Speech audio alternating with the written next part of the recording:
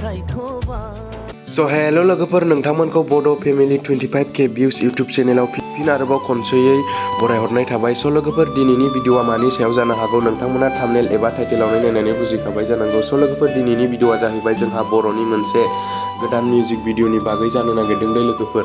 आरो जोंहा बे मिउजिक भिडिअनि मुङानो जाहैबाय खावनानै लांबाय। बे खावनानै लांबाय मिउजिक एबा मेथाइखौ खनदों जोंहा बयजोंबो मिथिजाखानाय मुंदांखा सिंगार एबा मेथाइ रोजाबगिरि सोमखोर दैमारि आरो आसा बर'आ दै लोगोफोर। आरो बे मिउजिक भिडिअआव जोंहा फावखुंगुर महराव नुनो मोनगोन बुकुल बर' आरो फावखुंग्रि महराव नुनो मोनगोन जोंहा मुंदांखा एक्ट्रिस फुजि बसुमतारीखौ दै लोगोफोर। स' लोगोफोर आं नोंथांमोननो बे मिउजिक भिडिअनि ससे क्लिपखौ होना होनि नोंथांमोना नायलांदो। आरो बे मिउजिक भिडिअआ जोंहा दिनैनो रिलिज जानो थांगासिनो दङ।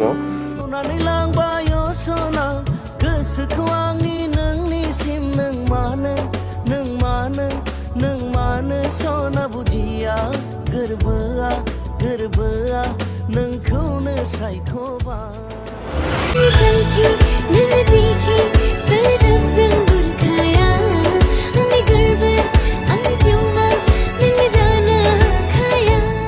स' लोगोफोर दिनैनि भिडिअआ एसेनोसै। नोंथांमोना भिडिअखौ जुदि मोजां मोनदोंब्ला अन्नानै आंनि बड' फेमिलि 25K भिउस इउटुब चेनेलखौ subscribe like share and comment खालामलांनो दाबावसै।